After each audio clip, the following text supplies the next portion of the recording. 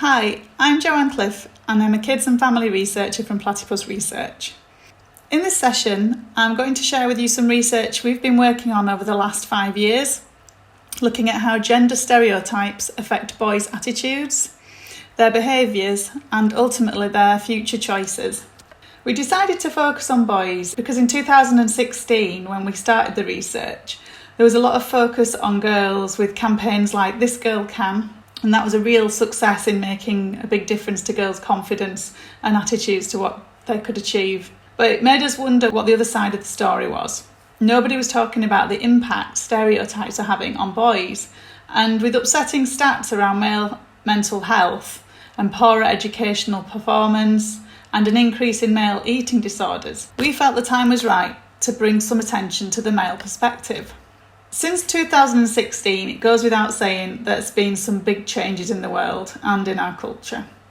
So there definitely seems to be more conversations and acceptance around gender fluidity. There's more campaigns encouraging us to talk about our feelings and share our feelings. The Me Too movement has sort of shined a light on respect for women, their boundaries and about consent.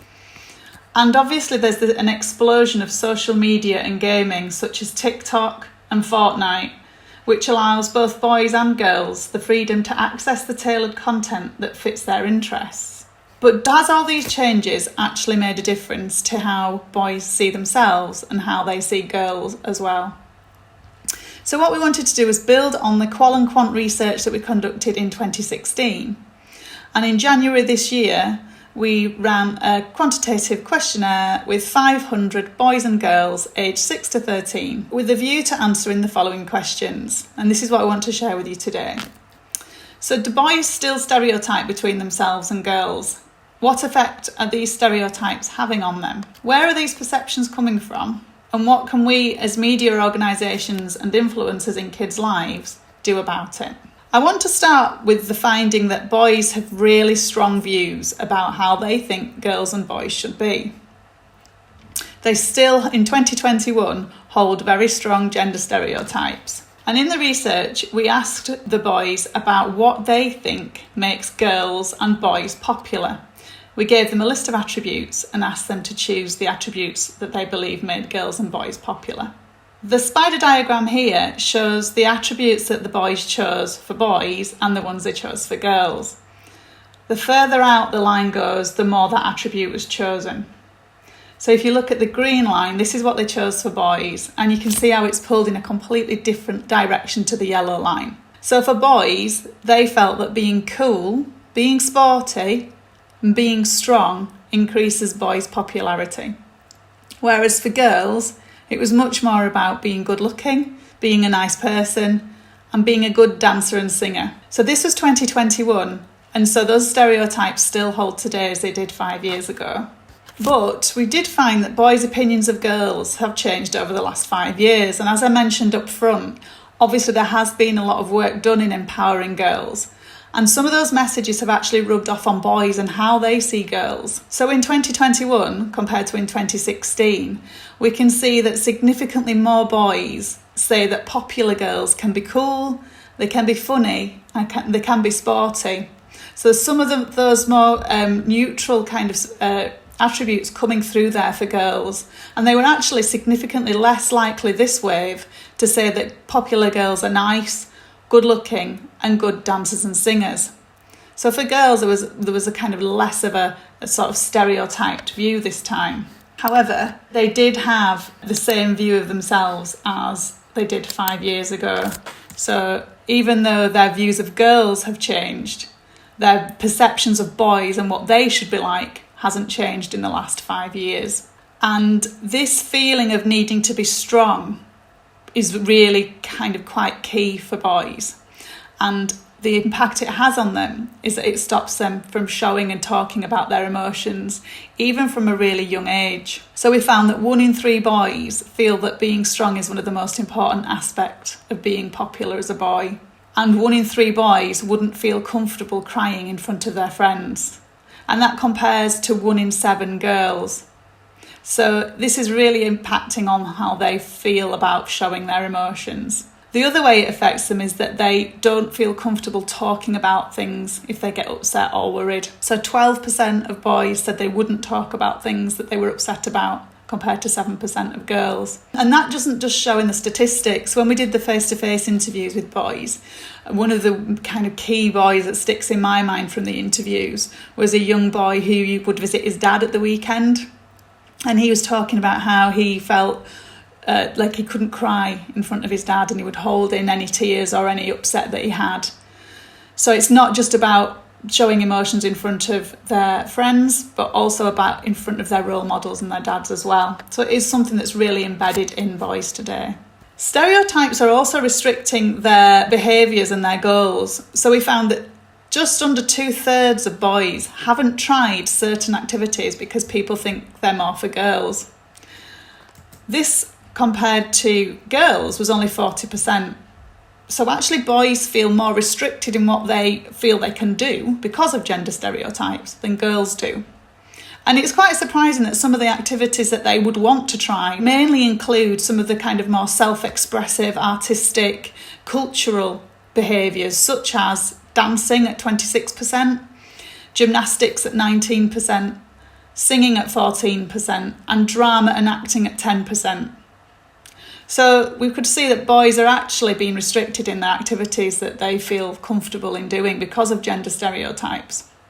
It's interesting just to look at how that splits out by age, because what we found that the boys tend to stop doing these types of activities about age 8 to 9. And this is the age when boys and girls start to feel more inclined to follow what their peers are doing and other people that are like them or maybe older than them. And we found that the reason that they said they weren't doing these activities is because they weren't seeing people like them doing them. So actually not having visibility of their friends or people on the TV, people on the YouTube, etc., doing these activities is actually making them feel that they weren't for them. And that particularly kicks in at age 8 to 9. Interesting to see that football actually stays as high as it does all the way across, even after the kind of age 8 to 9 sort of peer following. And obviously that explains when they see a lot of their friends doing these activities and they feel that they should do them too. So it has the opposite effect as well. Not only is it affecting their behaviour now, but stereotypes are actually driving boys' future aspirations and making them feel they want to, in the future, be more in a sporting profession or some kind of YouTube or celebrity profession, with few aspiring to more achievable or caring professions. YouTubers is a top career aspiration for boys, followed by sports person, then games designer and computers. So it was quite a kind of limited, restricted list of career aspirations that boys had. In terms of other aspirations they had for careers, there was very few thinking about science and business, and even fewer looking at caring professions. And actually this really mirrors quite closely the actual gender differences that can be seen in these professions currently. And maybe it's because they do not see themselves self-reflected in those portrayals of these jobs. They don't relate to them. They don't relate it to being something that they would enjoy or something that they do, because those role models aren't visible to them as being like them or boys like them. On the flip side, girls strongly aspire to caring or vocational careers, but it's interesting to note that more girls were aspiring to being a scientist this year compared to in 2016. This suggests that the focus on increasing girls' confidence in STEM subjects that has happened over the last 5 years has really actually worked to ensure that they are actually considering being a scientist as a career. And it also suggests that a same approach in giving kind of visibility and confidence to boys in some of those other careers could actually give boys a broader range of careers to consider. So who's influencing these attitudes? Well, it goes without saying that obviously parents are the biggest influences on all children, even up to being teenagers. But according to the parents of 6 to 13-year-olds, even though mum is an important influence in both boys' and girls' lives, dads actually have more influence on their sons than they do on their daughters. 78% of parents claim that dads have a strong influence on their son. And 1 in 10 spontaneously said that dad was the person they would want to be like when they get older. So dad's behaviour and the portrayal of dads is going to be a really key influencer in how boys see how they should be behaving. Considering parents are so influential, we thought it'd be interesting to ask them about gender stereotypes, and we asked them the same list of attributes as we had with the boys. And what we found is that they also have those same gender stereotypes in mind. So boys being more sporty, being funny, being strong, being key. Whereas girls having that kind of good looks, being nice, being good dancer and singer, being more associated with those attributes. So obviously those kind of attitudes are starting from the parents. And it's important that parents are also aware of the impact of gender stereotyping on their boys and their girls in order to break the cycle. Boys' role models, we asked them about who they actually would aspire to be, who they want to be like when they get older. And we got a pretty extensive list, which we then grouped into categories. And it became obvious that boys' key role models totally fit with their gender stereotype view of what it is to be a boy. And if you look at some of those images, you can see how those fit with that strong and sporty, but also funny kind of characteristics that boys sort of see as kind of being key to being a boy. Very few of the boys were being inspired by real life heroes, which we found was quite different for the girls. So girls were very much being influenced by sort of strong in terms of personality and strong women fighting against female stereotypes. And they were also connecting very much with real life heroes, such as their mum, such as emergency services, politicians and activists that have high visibility in the media as strong female role models. And it was obviously coming through in terms of who they were aspiring to be in the future. And I think through role models, there is a real opportunity to bring a more balanced view of men and boys. When we asked boys what actually inspired them by these different role models, the key aspects seem to be people that work hard, people that are caring, people that are talented, and also people that do things they want to do. So you can totally understand why YouTubers were up there, why footballers were up there, because these people are doing the skills that young boys want to be able to do, and they're doing them well. So actually increasing some of these other sort of behaviours that boys don't currently feel they're able to do as boys, using some of those role models is a real kind of important aspect in breaking down gender stereotypes. So increasing content around kindness and vulnerability via those role models will be really important. And the other side of it is about bringing more stories and attention to real life heroes. Fewer boys than girls had real life heroes as their role models. So actually giving them greater visibility of these real life heroes and showing them the strengths of those people will be really important for boys to be able to see a wider range of attributes as to what it is to be a boy. In terms of other things that are influencing stereotypes, we found that gaming was actually the top influencing media for boys. And the types of games that were their favourites from a spontaneous list, no surprise, came out as Minecraft, Fortnite, FIFA, Roblox, Among Us, etc. And the games designers of some of the sort of Minecraft and Fortnite type games are really trying hard to be more inclusive in character design. And you can see some of the characters there. It gives young people, children, the freedom to choose whatever aspects of that character that they want to portray in themselves. But we did find that boys are being exposed to gender stereotypes in more adult games, such as GTA and Call of Duty. And some of these games do have really strong gender stereotypes portrayed, and these are likely to be having a huge influence on boys' attitudes that are playing these games. And it's very much about starting the conversations with them and helping them to understand the impact that might be having on both their perceptions of girls and their perceptions of themselves as well. For TV content, cartoons were a key genre for boys, so we asked them again what their favourite TV programmes were. And they definitely obviously engage with cartoons through the humour and the fast-paced action, so cartoons was definitely the favourite genre. And programmes like Horrid Henry, The Simpsons and Mr Bean were top cartoons there. You also had reality TV, comedy and factual as well coming through. But if we look at the types of characters that are in some of their favourite cartoon programmes, it's interesting to consider and look at the personalities of those characters. And we can see how the characteristics of some of those characters match with the perceptions of what those stereotypes are of boys and girls. So if we pick Lisa Simpson, for example, you can see those girls' attributes that we saw earlier in terms of this sort of stereotype list: intelligent, kind, caring. We look at gorgeous Gorinda from Horrid Henry, all about her looks, extremely vain.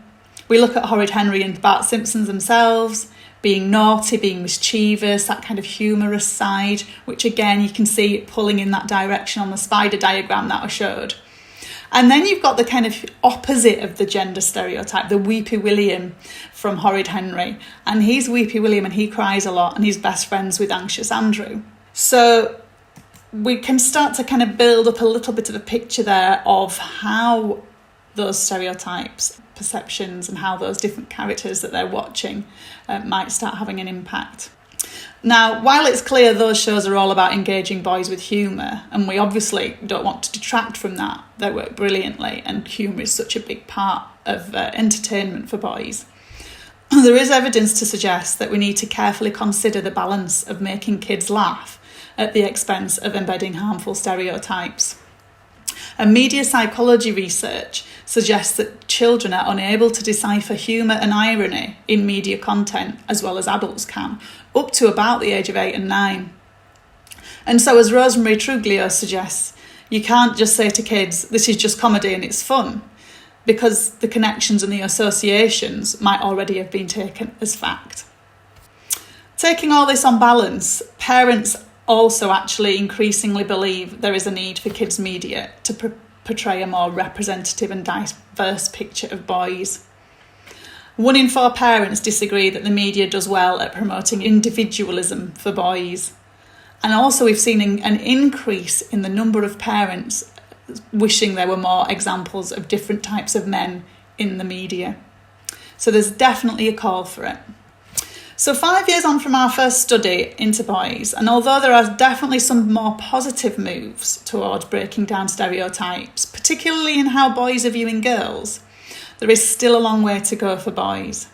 And with the world changing in the way it has for children today, it's even more vital that boys feel comfortable in talking about their feelings and showing their feelings, particularly because the challenges that they've faced over the last 2 years means that they need to be able to do that.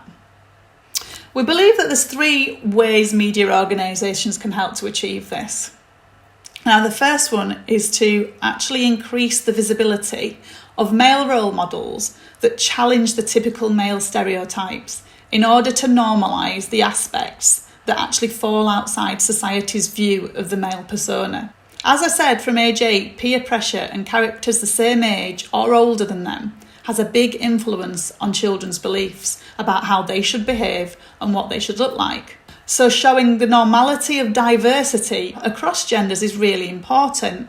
And that's about showing some of these key male role models, whether that's representing dads, whether that's showing a variety of male heroes, whether it be via footballers and the different behaviours that footballers might have compared to what we might have seen in the past. And the example given there is obviously Marcus Rashford. Or actual real world heroes, showing those kindness attributes, vulnerability, that not winning first time but being resilient, and the ability to self-express helps to normalise that for boys. The second is about including stereotype challenging content and characters. And that means showing boys dancing, showing them singing, showing them being creative and doing art and expressing themselves, but also about self-care. So having that content and those characters that embrace the diversity of those different interests and needs and identities is really important moving forward. And finally, the final way to challenge stereotypes is through education. Now, we've done 2 waves of this and we've kind of just started to scratch the surface. There is a lot more for us to understand when it comes to boys' experiences of gender stereotypes and its impact that it has on their mental health and well-being. More research is definitely needed.